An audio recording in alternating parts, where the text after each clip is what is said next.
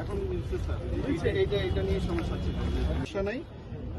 প্রতিদিন রাতে করলেও আমি দেখছি যে 8 দিন 10 দিনের মধ্যে আমাদের এই টপ কোট সম্পূর্ণ শেষ হয়ে যাবে। তো এই জন্য এই প্রভিশনটা রাখা হয়েছে, নাইলে ওরা ব্রিজের উপরে উঠে ব্রিজের উপরে একটা সমস্যা হয়ে গেছে। ওই পাশে এত দূর হয়ে গেছে, এখন এতটুকু বাকি টপে, বটমে সবগুলো বসানো হয়ে গেছে। খুলনাবাসীর জন্য সুসংবাদ, আমাদের গল্লামারী ব্রিজের কাজ শেষ হতে চলেছে। আর দেড় মাসের মধ্যেই এই স্ট্রাকচারের সব কাজ শেষ হয়ে যাবে এবং এটি খুলনার একটি দৃষ্টিনন্দন ব্রিজ, যেটি রোডস অ্যান্ড হাইওয়েজ এই কাজটি করছেন এবং এটি খুলনাবাসীর জন্য নতুন সম্ভাবনার দ্বার উন্মোচন হবে।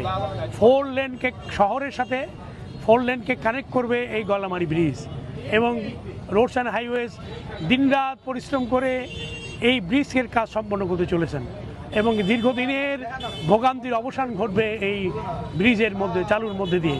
আমরা এখানে এসেছি, আমরা এই অঞ্চলের মানুষের কাছে বলেছি যে তাদেরকে সর্বাত্মক সহায়তা করার জন্য, কারণ এর অনেক কাজ এখনও বাকি আছে।